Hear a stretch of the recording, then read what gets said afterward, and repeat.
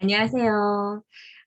오늘은 여러분들과 함께 우리가 다 알고 있는 얘기라고 생각할 수도 있는데 마음 건강을 돌볼 수 있는 여러 가지 방법들에 대해서 또 하나 이야기를 해보려고 합니다. 지난번에 제가 이제 몰입 그리고 거리두기 그래서 미적 거리를 지키는 것, 밀당을 하는 것에 대해서 이야기를 했던 것 같아요. 관계에 있어서 어떤 어, 거리를 지키는 것은 되게 중요한 부분인 것 같아요.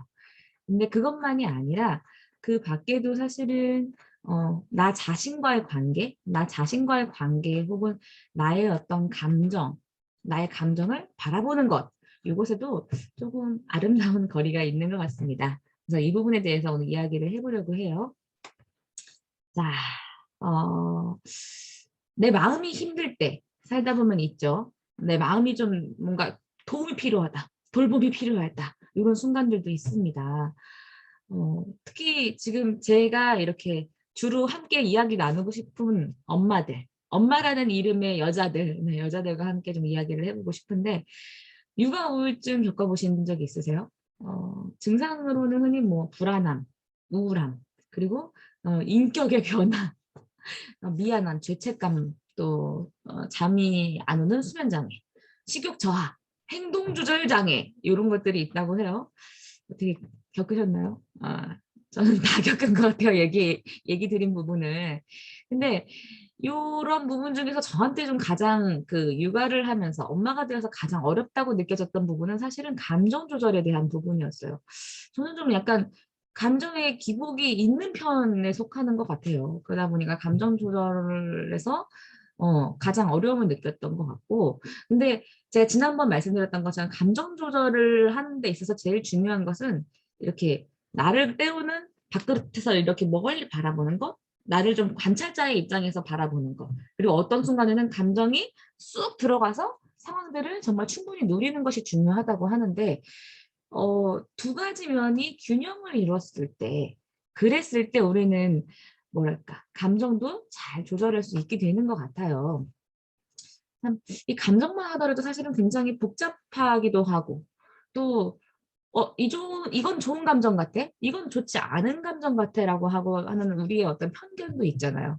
예를 들면, 뭐가 있을까요? 감정하면은, 뭐, 분노, 슬픔, 우울, 뭐, 좌절, 이런 부정적이다라고 생각하는 감정도 있고, 또, 기쁨, 행복, 뭐 또, 즐거움, 뭐, 이런 긍정적이다라고 하는 감정들도 있는데요.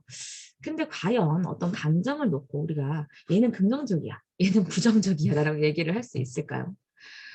음, 결론적으로 얘기를 하자면 무엇이 좋다, 나쁘다는 사실 감정에서 논할 수 없는 문제인 것 같아요. 우리의 생존을 위해서 다 필요하기 때문에 있는 감정이라는 거죠. 예를 들어 볼까요? 울어야 할 상황에 계속 웃는 사람이 있다고 생각을 해보세요. 장례식장에서 계속 웃어요. 엄청나게 문제가 되겠죠. 혹은 울어야 되는데 계속 화를 내. 이 사람도 좀 이상해요. 네. 또 화를 내야 되는 순간에 계속 울어. 사람들이 만만하게 보겠죠. 더 나아가서 두려워해야 되는데 두려움을 못 느껴. 호랑이가 나타났는데 내가 무서운 줄을 몰라. 잡아먹히겠죠. 네. 이런 식으로 이 인류가 생존을 위해서 꼭 필요하기 때문에 주어진 것은 사실 감정입니다. 그 감정을 느끼는 것은 죄가 아니에요. 분노든 슬픔이든 두려움이든 다 그 감정에 이유가 있다는 거죠. 그런데 이 감정을 어, 잘못 표현하는 것, 제대로 느꼈는데 그러니까 잘못 표현하는 게 문제가 되는 것 같아요. 이것을 다른 말로 하면 2차 감정이라고 할 수 있는데요. 그 감정은 사실은 자신의 욕구랑 굉장히 많이 관련되어 있잖아요. 예를 들어서 저는 2차 감정으로 좀 화를 자주 내는 편입니다. 근데 그 화를 내는 이면에 보면요. 내가 인정받고 싶고 사랑받고 싶은 욕구가 있어요. 저는 저희 화가 남들한테는 잘 표현이 안 되는데 가족한테는 좀 표현이 되는 편이거든요. 그래서 짜증 형태로 좀 나오는 편인데 사실은 그 짜증 이면에는 왜 내 마음을 몰라줘? 나 이런 입장이었어. 라고 이야기하고 싶은, 내 마음을 알리고 싶은 수단을 분노라는 형태로 표현하고 있다는 거죠. 근데 반대의 경우도 있습니다. 어떤 사람은요, 계속 울어요. 남 탓은 하지 않아. 계속 울어요. 자기 탓을 하면서 계속 울어요.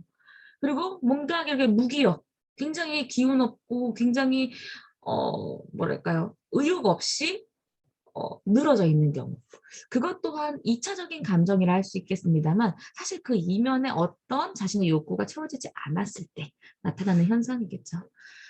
참 이렇게 생각을 해 보다 보면 감정은 정말 욕구와 연관이 있구나. 내 욕구를 달성하고 싶은데 그러지 못하다고 느껴졌을 때 그다음 표현되는 것이 화를 내거나 울거나 혹은 아무것도 안 하거나 혹은 그냥 웃거나 네. 사람마다 표현 방식은 다를 수 있습니다. 하지만 분명한 것은 자신의 욕구랑 관련이 되어 있고 자신의 그 감정이 어떠한가를 알아차리는 것, 내 마음을 알아차리는 것, 내 마음을 챙기는 것은 그래서 중요한 것 같아요. 특히나 제가 아까 이입과 거리 두기로 말씀을 드렸는데 내가 화가 났어. 화가 났는데 화가 난 줄 모르고 그 화가 난 상태에서 그 감정을 다 쏟아낸다고 생각을 해보세요. 어떻게 될까요? 네, 참사가 일어나겠죠. 내 주변에 오면 사람들이 자꾸 혼나니까 자꾸 누군가 막 소리를 질러대니까 불편해서 안 오려고 하겠죠. 네, 외로워지겠죠. 자, 그런데 반대로 내가 화를 내야 되는 순간이에요. 누가 봐도 정말 이 상황은 좀 어, 내가 섭섭한 상황이고 내 감정을 잘 표현해야 돼. 그런데 나는 화를 내는 게 잘못됐다고 생각하기 때문에 전혀 화를 내지 않고 늘 그냥 평정심을 유지하고 있어요. 그럼 상대방은 나의 욕구를 알아챌 수 있을까요? 그렇지 않다는 거죠. 그래서 중요한 것은 내가 지금 화가 나는구나. 내가 왜 화가 났지? 내가 상대방이 나한테 이런 마음이 이런 행동을 해주기를 바랬구나. 그 이면에 내가 이런 마음이 있었구나라는 것을 내 자신이 알게 되면요.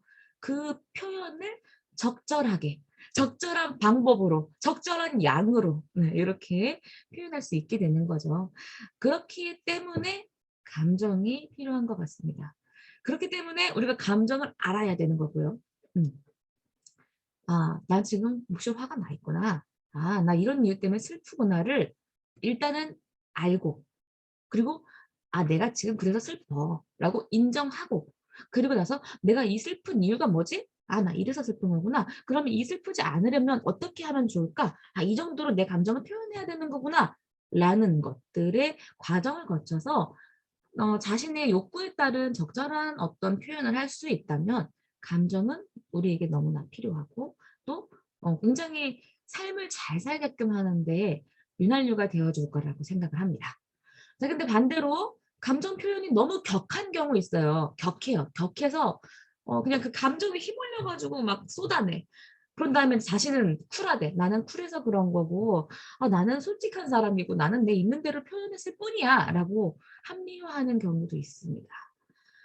참, 그런 경우가 사실은 좀 답이 없는 경우인 것 같아요. 주변에 이렇게 감정을 막 너무 쏟아내는 사람들을 볼 때 굉장히 불편한 마음이 들잖아요.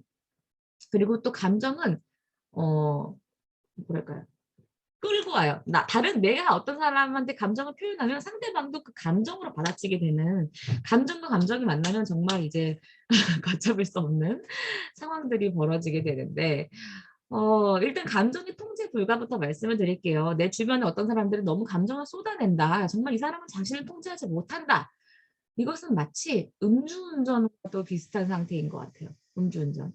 음주운전자가 내 혈중 알코올 수치를 알고 있다면 어, 내가 너무 정도가 심하다라고 한다면 알아서 이제 살 길을 찾겠죠. 뭐 대리를 부른다거나 뭐 차를 맡기고 간다거나 이런 식으로. 근데 자신에 대한 인식이 전혀 안 돼. 나는 쿨하니까 으악! 뭐 감정 막 쏟아내. 그러면은 정말 어떤 현상이 벌어질까요? 굉장히 혈중 알코올 수치가 높은데 운전대를 잡았어요? 그러면은 뭐 남도 잡고 나도 잡고 다 죽는 겁니다. 혹시 내 감정을 내가 잘 알아차리지 못하고 내 감정을 내가 정말 통제하지 못한다라고 하신다면요. 더더욱 자신이 그러한 사람이구나라는 것부터 인식을 하셔야 돼요. 나는 아직까지 내 감정을 잘 지켜보지 않았고 잘 다루어 본 적이 없구나. 내 안의 욕구를 잘 알아차려 본 적이 없구나라는 것부터 인식하셔야 됩니다. 그러지 않으면 정말 음주운전이 일어나는 거예요. 네. 그런데 참 감정은 굉장히 우리가 원만한 관계를 만들어 가는데 원하는 삶을 살게 하는데 아주 필요한 부분인 것 같아요. 자, 끝으로 나 그렇게 감정을 좀 잘 조절하고 싶어요. 그런데 그걸 어떻게 해야 될지 모르겠어요."라고 하는 분들에게 몇 가지 팁을 좀 알려드리고 끝내려고 하는데요. 자, 지금 계속 말씀드렸듯이 일단은 알아차림. 내 감정이 어떻구나라고 알아차림. 내가 지금 화가 났구나. 내가 지금 슬프구나. 내가 지금 무섭구나라고 먼저 인정하고 알아차리는 게 먼저입니다. 그런 다음에 "근데 너 왜 그런 마음이 들어?" 라고 스스로한테 물어보세요. 그러면 "나 이래서 그래." 라고 나의 욕구가 나오겠죠. 네. 그렇게 일단은 알아차리고 나의 욕구까지 인식하는 것이 무엇보다 중요하고요. 그리고 나서는 그 욕구를 충족시킬 수 있는 구체적인 방법들을 찾아봐야 되겠죠. 네. 그리고 그런 어떤 일상, 좀 내 욕구를 알아차리고 내 감정을 알아차리고 감정 아니면 내 욕구를 알아차리고 욕구를 실현할 수 있는 일상을 살기 위해서는요. 감정에 관심을 갖는 평소의 어떤 습관이 중요한 것 같아요. 저는 학생들이랑 주로 그런 거 자주 하거든요. "자, 오늘 이제 딱 만나자마자 "나 오늘 우리 기분이 무슨 색이야? 내 컨디션이 어때? 무슨 색깔이야? 점수로는 몇 점이야?" 라고 물어봐요. 그러면 학생들이 "저 오늘 빨간색이에요. 학원 선생님한테 혼나서 기분이 굉장히 안 좋아요. 저는 오늘 하늘색이에요. 별일 없어요." 이렇게 다 학생들이 자신의 감정과 이유에 대해서 이야기를 하거든요. 근데 요런 부분들을 우리도 적용해 보시면 좋을 것 같아요. 아침에 눈 딱 뜨자마자 "나 지금 컨디션이 어떻지? 나 감정이 무슨 색이지?" 라고 스스로한테 물어보시는 거죠. 그리고 나서 감정 일기를 써 보시는 것도 도움이 될 것 같아요. '아, 나는 이러이러했다. 이래서 이런 마음이 들었다. 이랬으면 좋겠다.'라고 내 마음의 이야기들을 종이에 펼쳐 보시는 거죠. 그 밖에도 또 감정을 알아차리는 여러 가지 방법들, 사실 감정은 우리 몸과 연관이 되어 있기 때문에요. 내가 감정이 변하면 내 몸이 변합니다. 그래서 예를 들어 우리가 가장 좀 뭐랄까 통제가 안 되는 상태가 격한 분노에 빠지거나 격한 슬픔에 빠질 때가 아닐까 싶은데요. 그럴 때 내 몸을 바꿔 봐서 행동을 바꾸면서 감정을 바꾸는 방법도 있습니다. 이를테면 굉장히 화가 난 순간에 그 순간에 막 쏟아내고 싶은 욕구가 막 올라와요. 그럴 때 잠시 자리를 떠서 심호흡부터 숨을 깊게 들이마시면서 코로 꽃향기를 맡듯이 뱃속까지 깊이 복식 호흡을 한다거나, 혹은 정말로 막 통제가 너무 안 된다라고 하면 안전한 어떤 대상한테 충분히 감정을 표현해 보는 것.